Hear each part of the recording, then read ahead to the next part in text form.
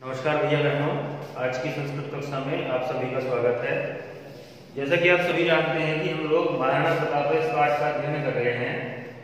तो इस पाठ में हम लोग जो हैं प्रश्न 1 और 2 हम पहले कर चुके हैं, यानी प्रश्नोत्तर और रिक्त स्थान।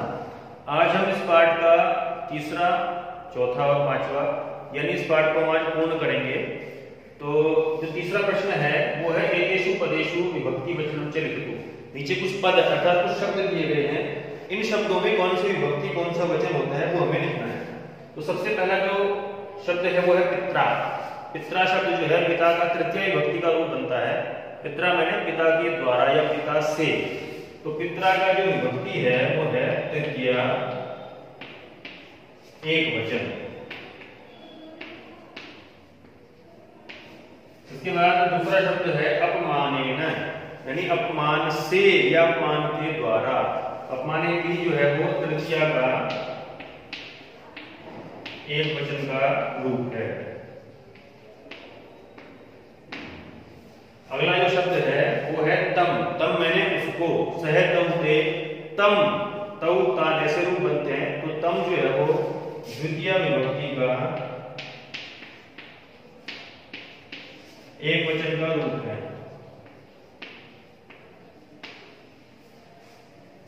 इसके बाद है युद्धे। युद्धे अर्थात युद्ध में। तो में जो पहचान चिन्ह होता है वो होता है सप्तमी विभक्ति में। अधिकरण कारक का पहचान चिन्ह था में और पर, और अधिकरण की विभक्ति होती है सप्तमी।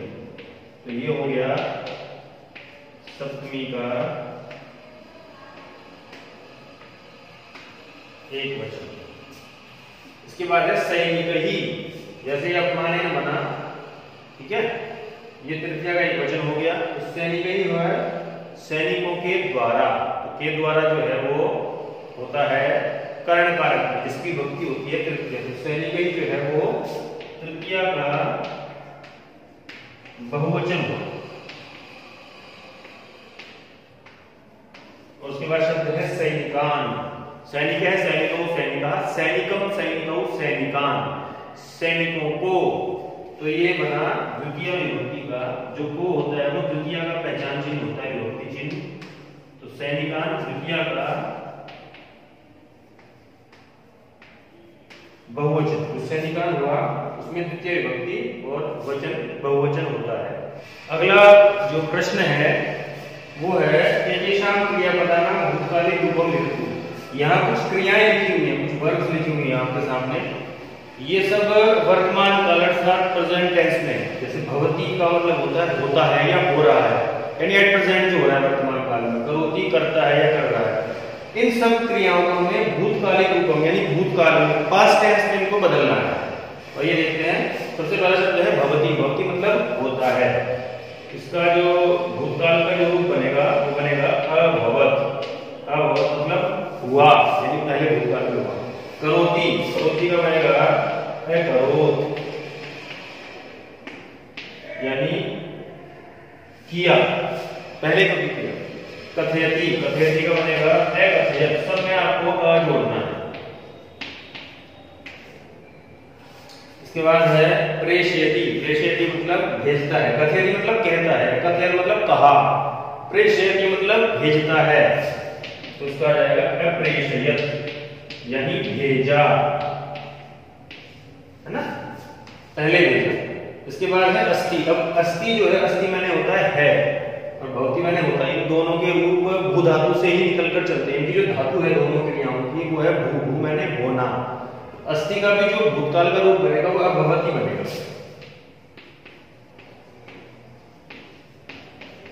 अभवत। जयति, जयति मैंने जीतता है। अजयत बनेगा इसका रूप भूतकाल में, यानी जीता। इसके बाद है धारयति। धारयति मतलब धारण करता है, और इसका भूतकाल का रूप बनेगा अधारयत, यानी धारण किया। तो ये तो हो गए आपके वर्तमान काल की क्रियाओं को भूतकाल में कन्वर्ट करके लिखना। इसके बाद है पांचवा प्रश्न सत्य कथनस्य पूर्वतः आम, असत्य कथनस्य पूर्वतः न इति लिखतु। यानी ये राइट रॉन्ग है। जो सही वाक्य है उसके सामने तो लिखना है आम। आम मैंने क्या होता है, खाने वाला आम नहीं होता है। आम का जो हिंदी अर्थ होता है, आम संस्कृत का शब्द है, इसका अर्थ होता है हाँ, यानी यस। और न का मतलब नहीं। तो राइट सेंटेंस के सामने आपको आम लिखना है और गलत सेंटेंस के सामने न लिखना है। प्रताप है कृषकाय राशि। प्रताप थे कृषकाय थे, कमजोर शरीर वाले थे प्रताप, महाराणा प्रताप। तो ये तो गलत है वाक्य, तो यहाँ आएगा न।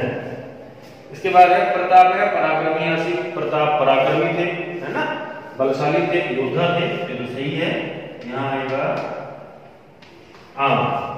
इसके बाद है अकबर है प्रतापे से युद्धम न कृतवान। अकबर ने प्रताप के साथ युद्ध नहीं किया। अगर यहाँ लिखेंगे सही, ऐसा तो है नहीं ना, उन्होंने तो युद्ध किया था अकबर के साथ प्रताप ने, तो यहाँ आएगा न।